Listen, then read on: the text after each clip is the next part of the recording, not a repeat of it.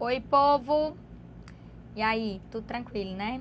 Ó, vamos terminar aqui a classificação das formas de controle, né? Nós estamos aqui na terceira classificação. Agora a gente vai para a quarta e quinta classificação. Como eu disse a vocês, as duas estão emboladas. Então a gente vai começar logo com a quinta. Quanto à natureza do órgão controlador, né? Do controlador. E aí eu falo da amplitude, tá bom? Então preste atenção. Quanto à natureza do controlador, eu tenho o controle administrativo, que por alguns é chamado de controle executivo, o controle legislativo e o controle judiciário ou judicial, por alguns chamado. Conceito: controle administrativo é o controle que a própria administração realiza sobre suas atividades. Controle legislativo é o controle que o legislativo faz sobre a conduta administrativa dos outros poderes. Esse controle pode ser político ou financeiro, também conhecido como controle externo, né? E o controle judiciário ou judicial é o controle feito pelo judiciário no desempenho da atividade jurisdicional sobre atos administrativos praticados pelo executivo e também do legislativo e do próprio judiciário no exercício da função administrativa. Vigora o sistema de jurisdição una. Então, quando eu estou diante do controle administrativo, eu estou diante daquele controle que a administração faz sobre a conduta administrativa. A gente está falando do controle que ela faz sobre si mesma, ou sobre a sua estrutura, né? Controle legislativo é aquele que o legislativo faz, que você já sabe que são dois, o político e o financeiro. E o financeiro, ele tem o auxílio do Tribunal de Contas, né? E o controle judicial é aquele que o judiciário faz na função de julgar. Aí ele vai fazer esse controle, né, que é na atividade jurisdicional. Aí ele vai controlar a conduta do executivo, do legislativo na função de administrar, do judiciário na função de administrar, do próprio judiciário na função de administrar e de toda a administração pública, né? Então, nós vamos começar aqui analisando o controle administrativo, tá bom? Preste atenção aqui. Controle administrativo é o poder de fiscalização e correção que a administração pública, em sentido amplo, exerce sobre sua própria atuação, sobre os aspectos de legalidade e mérito, por iniciativa própria ou mediante provocação. Na esfera federal, é denominado de supervisão ministerial. Vocês lembram que a gente já falou sobre isso? Quando a gente analisou a administração pública, eu falei para vocês que existia uma relação entre os órgãos, que é o controle hierárquico, e uma relação entre as entidades da administração indireta com a direta, né?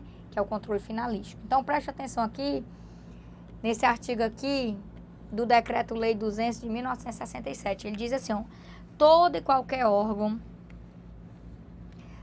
da administração federal, direto ou indireta, está sujeito à supervisão do Ministério de Estado competente, excetuados unicamente os órgãos mencionados no artigo 32, que estão submetidos à supervisão direta do Presidente da República. Artigo 20. O ministro de Estado é responsável perante o Presidente da República pela supervisão dos órgãos da administração federal enquadrados em sua área de competência. Parágrafo único. A supervisão ministerial exerce-á através da orientação, coordenação e controle das atividades dos órgãos subordinados ou vinculados ao Ministério nos termos da lei. Então, eu tenho controle, esse controle de supervisão ministerial, tanto dentro da estrutura da administração, a mesma estrutura, que é o controle hierárquico, como também entre entes políticos e entes administrativos. A União controlando uma autarquia, a União controlando a fundação pública, a União controlando a sociedade de economia mista e empresa pública, eu tenho um controle finalístico. E aí eu tenho a ideia de supervisão ministerial. A supervisão ministerial, ela é ampla e atinge controle hierárquico e controle finalista, tá bom? Aí, ó, tá aqui falando disso. Supervisão ministerial abrange os órgãos da administração direta ou centralizada e as pessoas jurídicas que integram a administração indireta ou descentralizada. Quando ela atinge os órgãos, isso é o poder de autotutela. E quando ela atinge as entidades da administração indireta, isso é o poder de tutela. Autotutela, controlar dentro da minha estrutura, da minha pessoa. Tutela, controlar o outro. A gente vai falar demais sobre isso, né? Demais. Preste atenção. A partir dessa ideia de autotutela E de tutela, tia Lide, pelo amor de Deus, eu tô me desorientando. Faça aí uns bonequinhos aí, umas coisinhas pra eu entender. Deixa eu fazer. Mentir da tela. Vamos voltar lá pro módulo 1. Organização administrativa.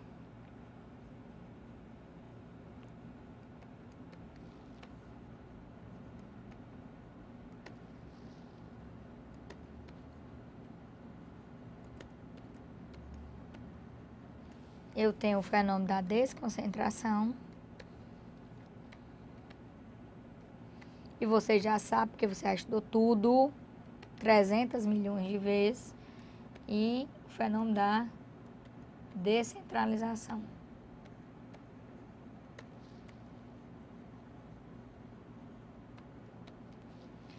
E você sabe aqui, ó,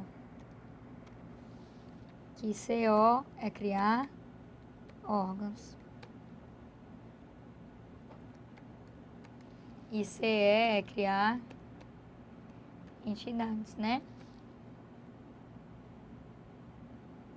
Tranquilo aqui? Aí, ó, presta atenção. Vou montar uma hierarquia aqui, uma estrutura. Eu tenho Presidência da República, eu tenho o Ministério da Justiça, eu tenho o Departamento da Polícia Federal e eu tenho o setor de protocolo da Polícia Federal. Então, entre eles aqui existe uma hierarquia. Todo mundo aqui está dentro de quem? Da União, né? Então, existe uma hierarquia aqui. Então, eu digo que aqui existe controle hierárquico.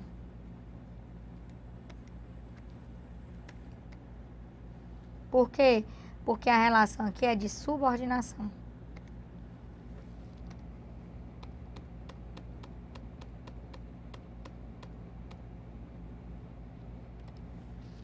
Subordinação. Manda quem pode, obedece quem tem juízo. Aí eu tenho aqui controle hierárquico.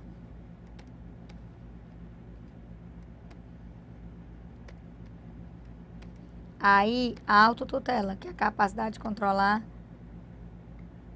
dentro de si mesmo, né? Certo? Aqui eu tenho, ó, União,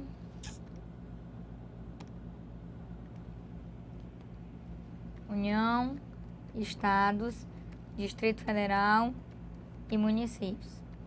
Dando vida a uma autarquia, fundação pública, sociedade de economia mista e empresa pública. O que eu tenho aqui é vinculação ou coordenação, né? Que também é chamado de controle finalístico. E na esfera federal, supervisão ministerial. Só que supervisão ministerial tanto tem aqui como tem aqui, né? E ainda de tutela administrativa. O que é tutela, professor? É controle. Se eu digo autotutela, é que eu controlo dentro de mim, dentro do próprio corpo. Se eu digo tutela, é porque eu controlo fora. Então, aqui eu estou controlando fora. Aqui eu estou controlando dentro, a estrutura dentro de mim. Então, essa é a ideia que você tem que ter dessas duas palavrinhas. O poder de autotutela sobre órgãos, o poder de tutela sobre entidades. A partir daqui, você vai ter a ideia da outra classificação, que é a classificação quanto à amplitude. Lembra aqui da ideia? Ó, eu disse a vocês que quando a gente estivesse estudando quanto à natureza do órgão controlador, a gente ia acabar estudando quanto à amplitude. Então, chegou a hora de estudar quanto à amplitude. Então, quanto à amplitude, o controle pode ser hierárquico ou finalístico. Controle hierárquico decorre do escalonamento vertical dos órgãos da administração pública. É sempre controle interno, sempre dentro da estrutura da mesma pessoa jurídica. Exemplo, os ministérios exercendo controle sobre as suas secretarias. Está aqui o controle hierárquico, bem aqui, ó. Acabei de fazer para você. Isso aqui é controle hierárquico. Uma decisão é dada aqui, vai ser revista por aqui, né? Aí o controle finalístico, aquele exercido pela administração direta sobre as entidades da administração indireta. Ministério da Educação exercendo controle sobre a atuação administrativa das universidades federais. Aí isso aqui, ó, é controle finalístico, né? E isso é tutela, isso é autotutela, tá bom? Então, aqui eu tenho amplitude, ou é controle hierárquico, Aí você liga a ideia de controle hierárquico à desconcentração. Desconcentração. Ou é controle finalístico, que você liga a ideia de descentralização. Tá bom? Tudo tranquilo, tudo dominado, tá se desorientando não, né? Pronto. Aí, ó, preste atenção. Me coloque simultânea.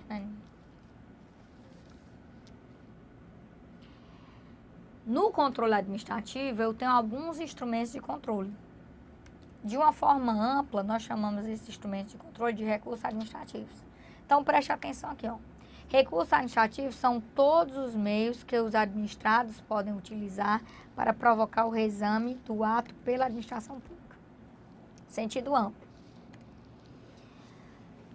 Esse recurso administrativo, ele tem um fundamento constitucional, aliás, dois, né? Porque é o duplo fundamento constitucional. Primeiro, a ideia de contraditória e ampla defesa, prevista lá no artigo 5º, inciso 55, que em todo processo, seja ele administrativo ou judicial, tem que se dar o direito de ampla defesa e contraditório, né? Tá aqui ele, ó.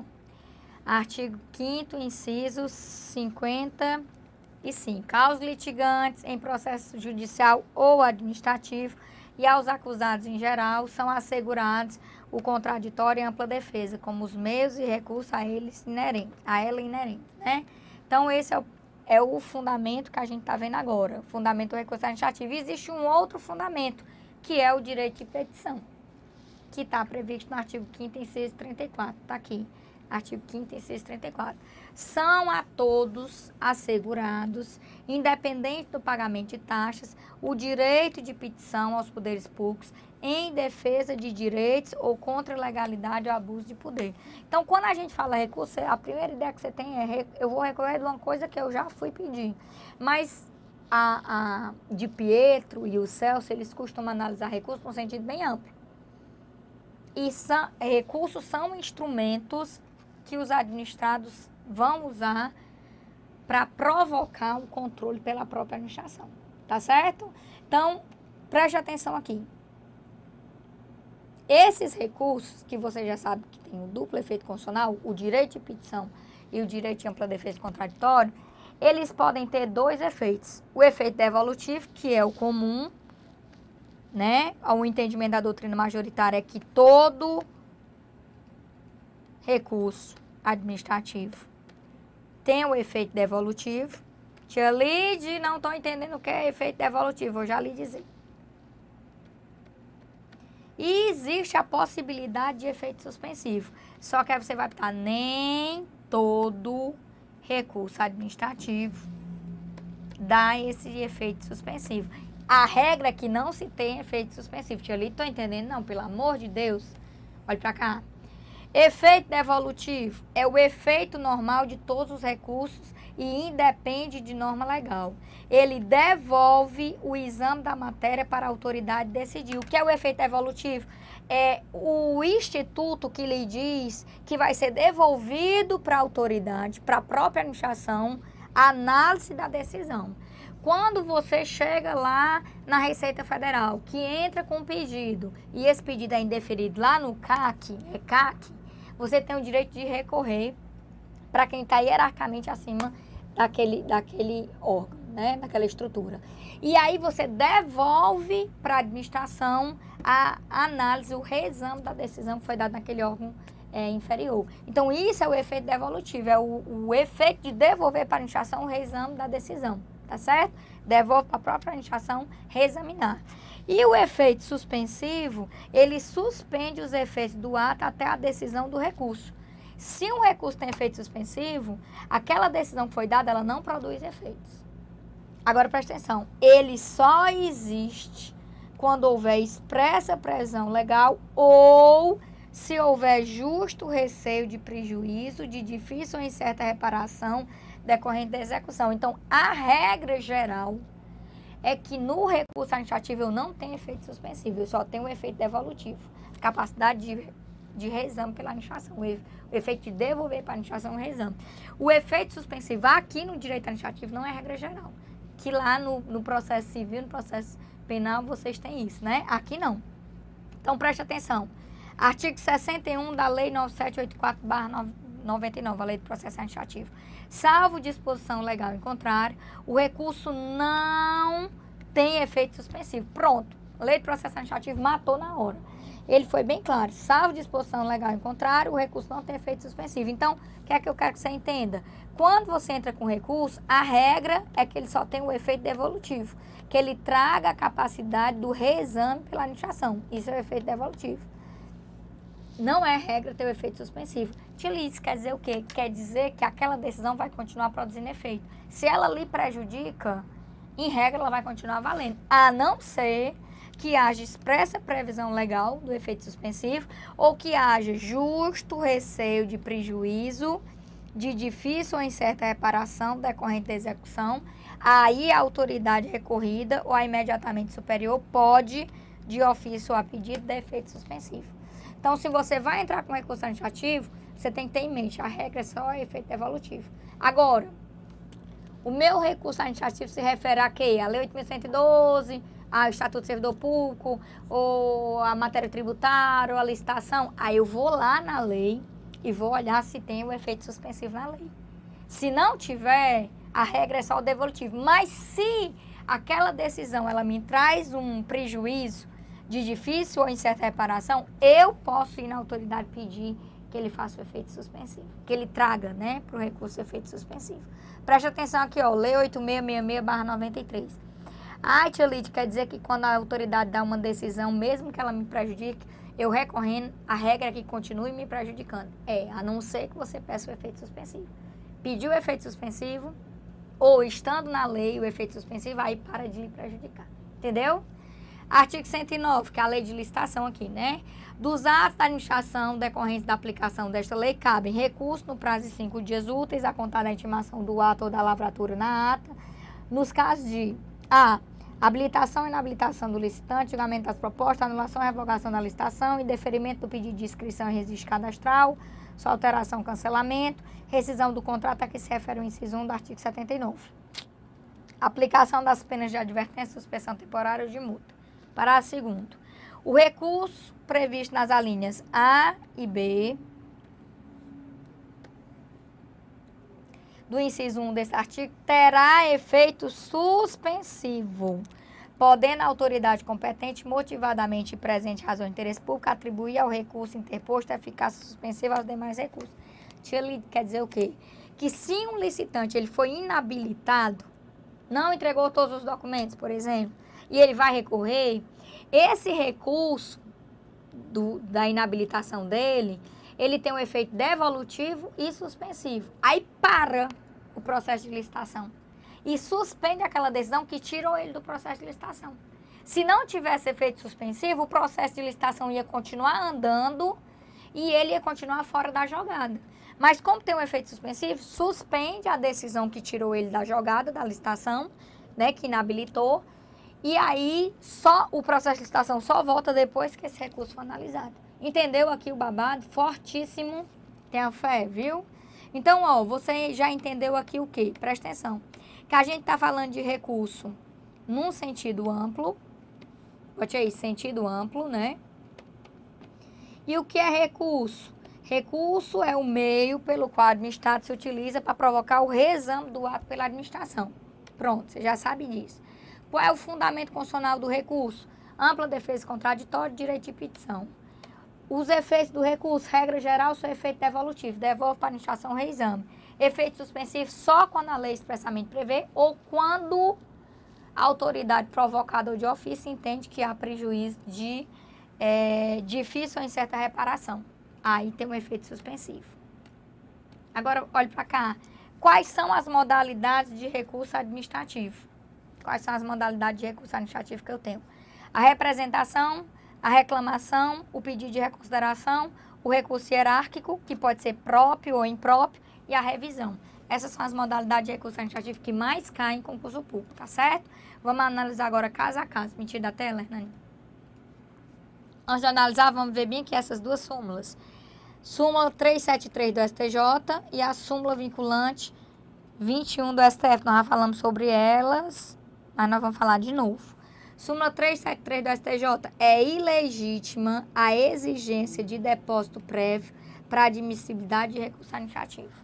Súmula vinculante número 21 do STF. É inconstitucional a exigência de depósito ou arrolamento prévios de dinheiro ou bens para admissibilidade de recurso administrativo. Tia Lídia, o que quer dizer isso?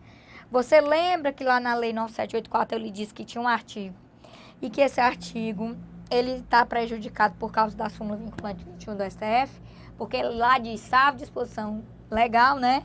Pode ser exigido depósito para recurso. Então, aqui, deixa eu até procurar aqui qual é o artigo. Artigo 56, parágrafo 2º da Lei 9784. Salvo exigência legal, a interposição de recurso administrativo independe de caução, né? Então, esse parágrafo 2º do artigo 56 está prejudicado.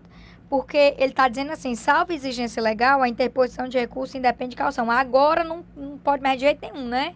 O STF entendeu que era inconstitucional a exigência de depósito para admissibilidade de recurso, súmula vinculante número 21. E eu lhe mostrei que a ESAF e a FCC continuam usando esse parágrafo, né? Infelizmente. Então, vamos lá. Você já está entendendo que os recursos têm modalidades e que hoje o entendimento do STF e do STJ é que não pode exigir depósito para recorrer, né? E aí nós vamos agora entender aqui as modalidades de recurso. Primeiro, o que é a representação? É a denúncia de irregularidades feita perante a própria administração pública ou entes de controle, como o Ministério Público, o Tribunal de Contas ou outros órgãos que funcionem como ouvidoria. Está disciplinada na Lei 4898/65. Vamos já fazer leitura. Então, toda vida que você está diante de apresentação, você está diante de uma denúncia de irregularidade feita pela própria administração. Em regra, eu não preciso que essa irregularidade atinja quem está representando, viu? Agora, a reclamação é o ato pelo qual o administrado, seja particular ou servidor público, deduz uma pretensão perante a administração pública visando obter o reconhecimento de um direito ou a correção de um ato que lhe cause lesão ou ameaça de lesão. A diferença, na reclamação, o administrado ou servidor público, ele está sendo atingido diretamente, né? Existe um direito que está sofrendo lesão ou ameaça de lesão, ou ele está pedindo uma correção desse ato, né? Na representação, eu não tenho essa linha direta. Aí, preste atenção na Lei 4898/65. Ele diz assim, ó, artigo 1º. O direito de representação e o processo de responsabilidade administrativa e penal contra as autoridades que no exercício de suas funções cometerem abusos são regulados pela presente lei. Artigo 2º. O direito de representação será exercido por meio de petição. A. Dirigida à autoridade superior que tiver competência legal para aplicar a autoridade civil ou militar culpada da respectiva sanção. B. Dirigida ao órgão do Ministério Público que tiver competência para iniciar o processo crime contra a autoridade culpada. Parágrafo único. A representação será feita em 2 vias e conterá a exposição do fato constitutivo do abuso de autoridade com todas as suas circunstâncias, a qualificação do acusado e o rol de testemunhas no máximo 3, se as houver. Então, ó, isso aqui é a representação. Você vai denunciar uma irregularidade. Isso pode ser feito pela própria administração, no Ministério Público ou perante tribunais de contas ou órgão que funcione aí como ouvidoria, tá certo? E a representação não, ou a reclamação, desculpa.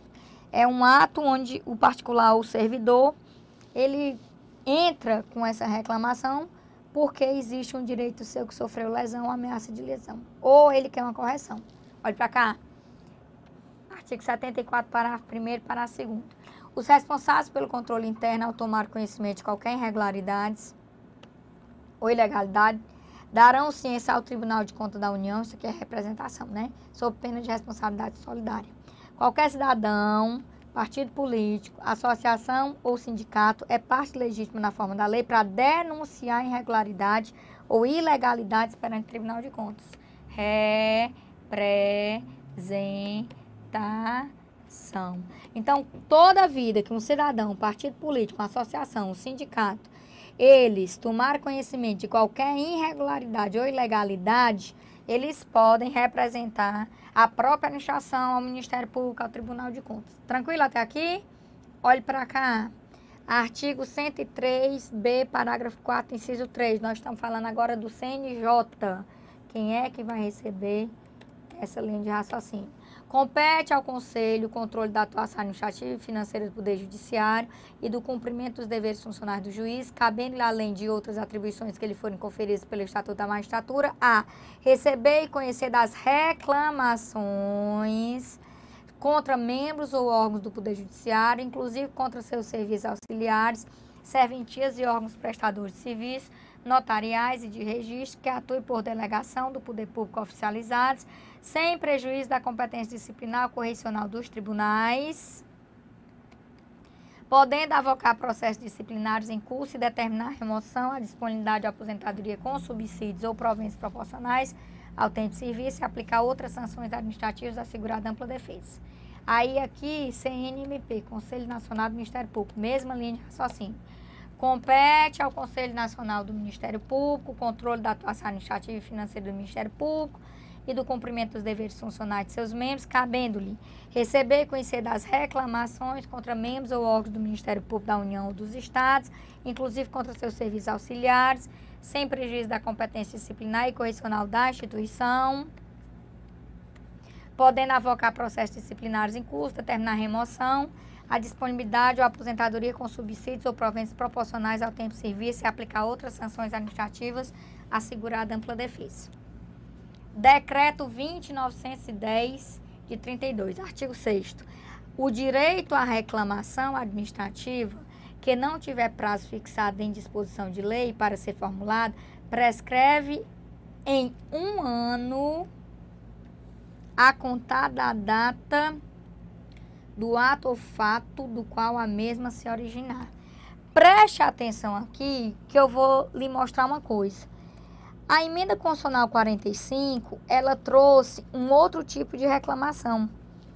Eu disse a você que poderia ser feita a reclamação aqui, a gente já falou da reclamação perante a própria administração, aqui eu tenho CNJ, CNMP, próprio Ministério Público, né?